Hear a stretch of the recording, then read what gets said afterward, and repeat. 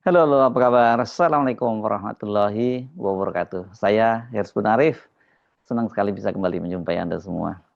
Sebuah foto Gubernur Aceh Muzakir Manaf sedang membeli es krim dari seorang pedagang keliling yang menggunakan sepeda motor saat ini sedang sangat viral dan banyak diunggah juga selain di media sosial itu juga di media online. Mu'alem, begitu dia biasa dipanggil, tampak sedang menikmati es krim di halaman sebuah masjid. Dia terlihat santai mengenakan kemeja jeans warna biru lengan pendek, kemudian celana kasual warna hitam dan bersandal.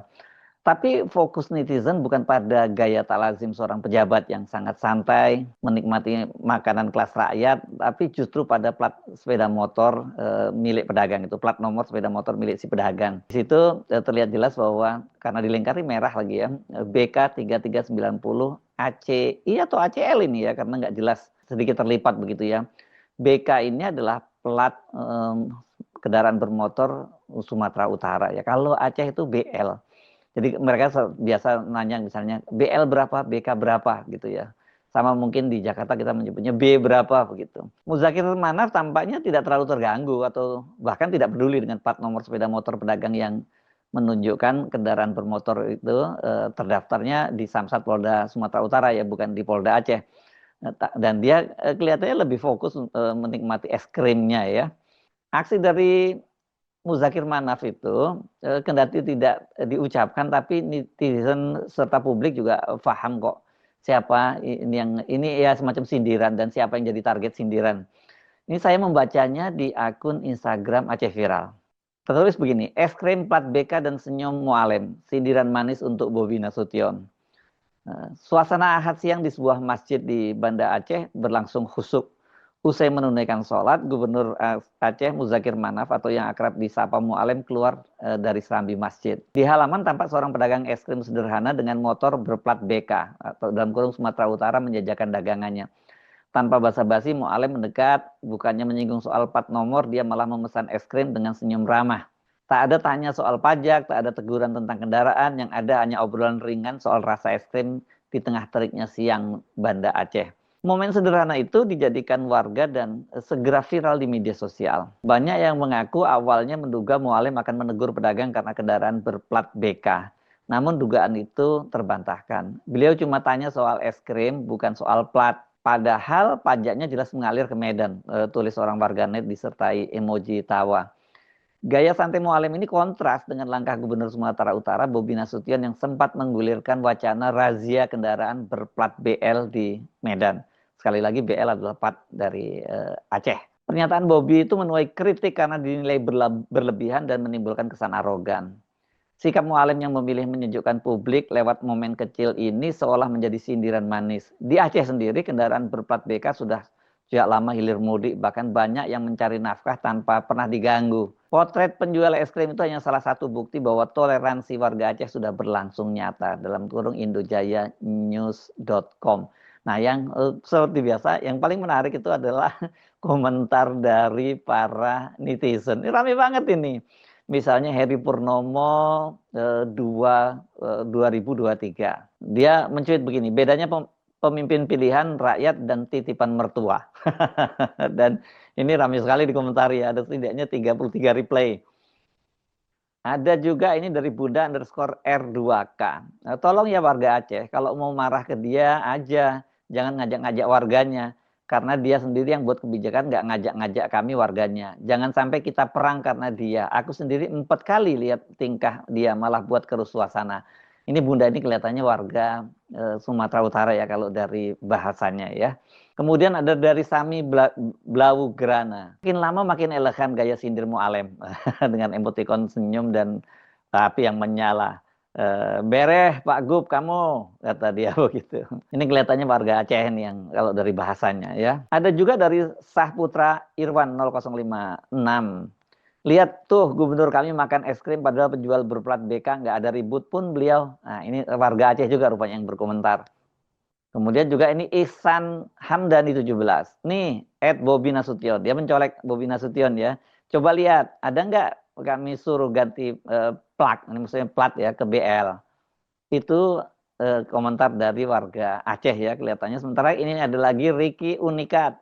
Jadilah pemimpin yang amanah, bijak, dan mendamaikan rakyatnya. Nah, kalau ini orang Medan ini, karena namanya _Angkola. Kami warga masyarakat Sumatera Utara memohon maaf karena gubernur kami selalu bikin gaduh. Dan di replaynya banyak sekali, sampai 40-an replay, ramai sekali. Silakan Anda baca sendiri ya. Ada juga Fikri Alfarabi _ gitu dia. Maaf ya Abang Acehku, saya juga malu jadi orang Medan. Tapi jangan salahkan orang Medan ya. Kami nggak semua kayak pemimpin kami. Ada juga Abisa 270682. Saudaraku yang di Aceh, kalau mau marah silakan langsung. Kami warga Medan tidak pernah mendukung. Jadi semua mengecam. Ini saya belum ketemu ada yang membela Bobi Nasution di sini. Oke, tapi ini saya bacakan satu ya, beberapa lagi ya, jangan terlalu panjang, banyak juga ya. Ini Nugroho _Deni 22. Dia mencuit begini, Bang maaf ya Kak, @aceh.viral, saya yang tinggal di Medan malu kali punya gubernur seperti dia itu. Mertua ipar dan dia sama aja, suka cari huru hara aja. Masalah begal aja sama gemot payah dia tangani. Ini malah masalah plat. Aduh, semoga aja cepat sadar aja dia sama tindakannya. Nah, ada Adi Kesuma 24. Saya suka gaya Pak Mualem, slow, low profile, dan bijaksana. Salam sehat untuk Pak Mualem from Medan.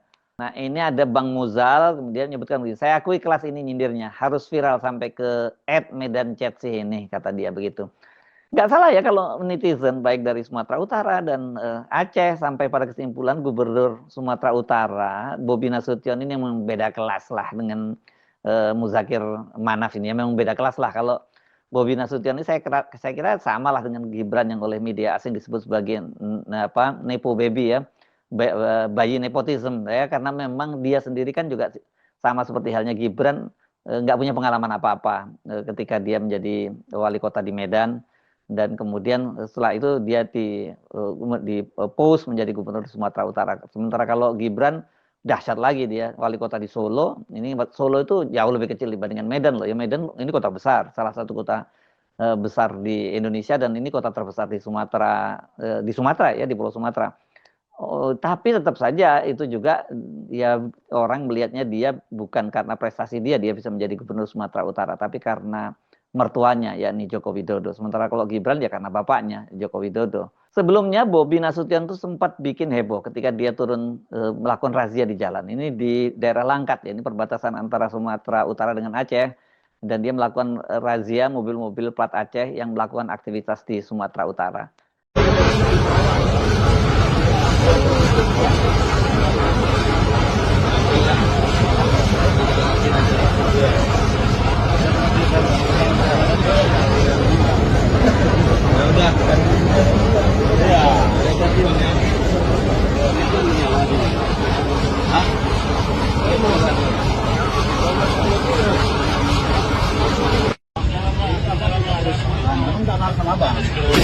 Hanya, Bang, ini kan kerja di Sumatera Utara. Ini mobilnya dan yang orangnya. Iya, ada loh. Kamu usahaannya, ini harus KPK supaya pendapatannya pajaknya ke Sumatera Utara. Oke, Bang? Ya. Itu KPK sama perusahaan. Ini mobil kawalan saya soalnya. Jadi ini, tolong jangan oke, saya pajaknya ke Sumatera Utara. Tindakan Bobi dan stafnya yang mempersoalkan mobil plat Aceh beroperasi di Sumut dan diminta mengganti platnya ke plat Sumut, plat BK dari BL ke BK dengan alasan agar pajaknya masuk ke Sumatera Utara itu langsung mengundang kehebohan. Bagi warga Aceh, perilaku Bobi ini ya terkesan dia terus cari gara-gara ini dengan Aceh. Masih ingat ya beberapa waktu yang lalu ketika Mendagri Tito Karnavian itu memutuskan mengalihkan 4 pulau di Aceh Singkil ya, menjadi masuk ke wilayah Sumatera Utara, dan Bobi pada waktu itu juga sempat mendatangi Muzakir Manaf kepada Aceh dan mengajak untuk kerjasama mengelola 4 pulau itu yang diyakini pada waktu itu punya potensi migas yang sangat besar. Dan aneh sekali ya pada waktu itu orang itu milik Aceh, tiba-tiba dia datang mengajak kerjasama.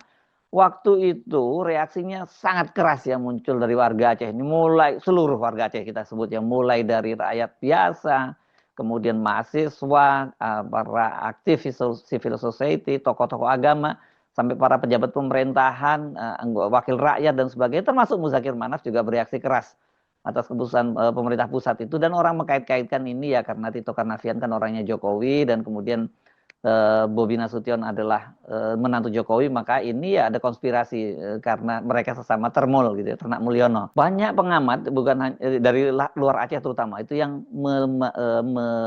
mengkhawatirkan ya peristiwa ini bisa kembali membuat Aceh bergolak ya karena diperlakukan secara tidak adil. Kan asal mulanya pemberontakan gerakan Aceh Merdeka ini ya karena dianggap diperlakukan tidak adil oleh pemerintah pusat, dan terutama ya pada waktu itu kalau sebelumnya pada pemberontakan Daud Bereh itu karena Aceh itu diturunkan statusnya dari provinsi, kemudian itu hanya menjadi semacam keresidenan saja di bawah Sumatera Utara.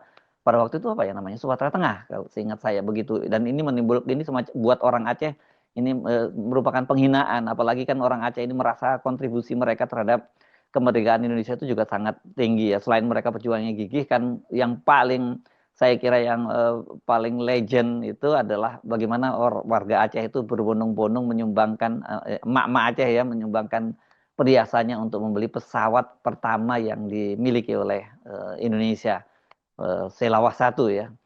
Pada waktu itu Muzakir Manas sangat menunjukkan kejengkelannya dengan meninggalkan Bobi Nasution ya, ketika Bobi Nasution datang ke Banda Aceh mengajak kerjasama, itu alasannya ya karena ada kunjungan keluar daerah yang sudah disiapkan sebelumnya. Situasinya makin memanas dan kemudian sudah mulai ancaman-ancaman banyak sekali ini yang disebut sebagai sel-sel dari gerakan Aceh Merdeka yang sudah dorman, sudah mati suri, itu tiba-tiba bangkit kembali gara-gara peristiwa ini. Dan situasinya makin memanas. Untungnya Presiden Prabowo dengan cepat mengambil keputusan untuk mengembalikan 4 pulau itu ke Aceh. Nah setelah tenang, Bobi sekarang cari gara-gara lagi. Ini reaksinya sekarang ini juga cukup panas ya, karena misalnya ada aktivis dari Permahi yang minta agar ini kalau bisa dana-dana masyarakat Aceh, tabungan-tabungan masyarakat Aceh yang ada di bank-bank di mana di Sumatera Utara itu ditarik, kemudian juga minta mereka agar dilakukan aksi yang sama terhadap apa yang dilakukan oleh Bobi Nasution. Bahkan seorang anggota DPR RI dari Komisi 3, Nasir Jamil, minta agar polisi itu menangkap Bobi karena membuat kegaduhan. Ini biasanya kalau zamannya Pak Jokowi dulu bisa loh pasal membuat kegaduhan gini ditangkap ya. Contohnya ya Habib Rizik Sihab ya, karena dia mengaku dia sehat, padahal pada waktu itu dia ternyata kemudian dinyatakan positif COVID, itu aja sudah kita kena katanya membuat keonaran ya, mengundang keonaran. Nah kalau ini gaduh ini dan bisa menimbulkan huru-hara di Aceh terutama. Tapi dipastikan kalau warga Aceh ngamuk ya masyarakat Sumatera Utara nggak akan ikut-ikutan gitu. Jadi biarkan Bobi sendiri yang menghadapinya ya. Nah ini dalam kasus sekarang ini dia juga kembali buat kegaduhan. Untungnya Muzakir Manaf itu walaupun dia bereaksi keras namun tetap mencoba mendinginkan situasi. Muzakir Manaf menganggap bahwa kebijakan razia plat Aceh di Sumatera Utara itu sebagai tindakan yang aneh, dan menurut dia itu malah bakal merugikan Gubernur Sumatera Utara sendiri, Bobi Nasution. Jadi kita tetap tenang saja, tidak kita anggap itu, kata dia. Kita anggap kicauan burung yang merugikan dia, maksudnya merugikan Bobi Nasution sendiri. Hal itu disampaikan oleh Muzakir kemarin hari Senin setelah rapat paripurna di DPR Aceh. Ini Mualim juga wanti-wanti, jangan sampai kalau kemudian Bobi bertindak terlalu jauh dan merugikan kepentingan masyarakat Aceh secara luas. Kita harus was-was juga, was-was atau waspada maksudnya ya. Kalau sudah dijual ya kita beli, kalau sudah gatal kita garuk, kata Mualim.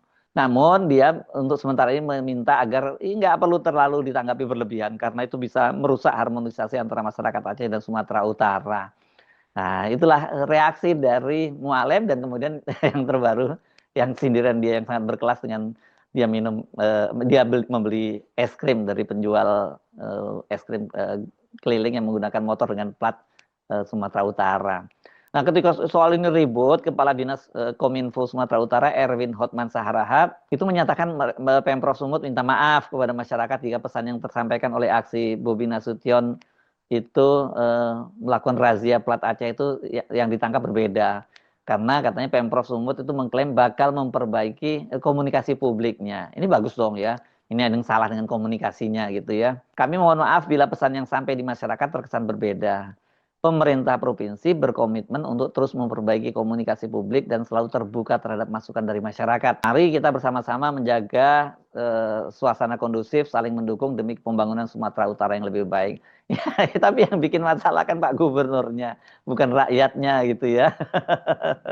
Nah, bagaimana dengan Bobby sendiri?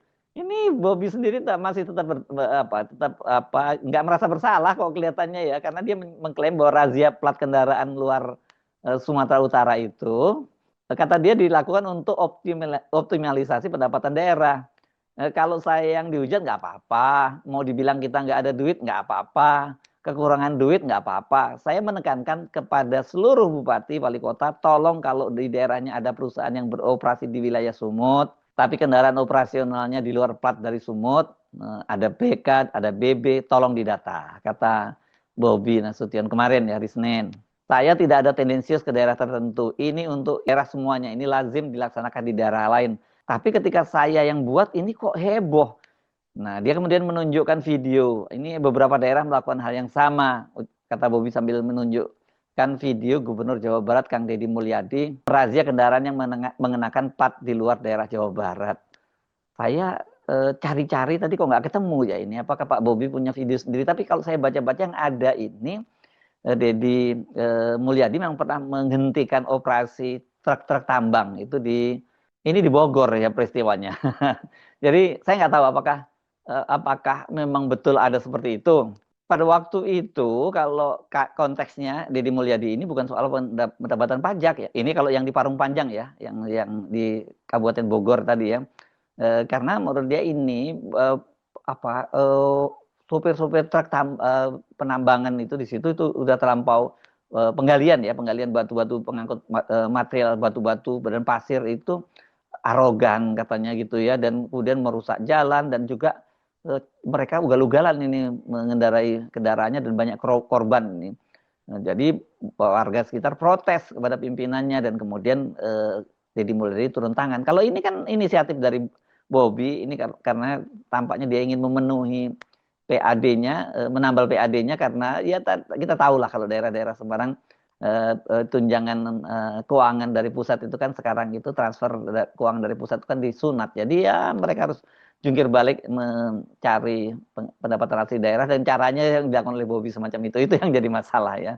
Bobi itu menyatakan dia memberi contoh ya kondisi di Labuan Batu Utara. Katanya banyak sekali perkebunan besar beroperasi, ironisnya kendaraan bertonase besar justru merusak jalan-jalan provinsi.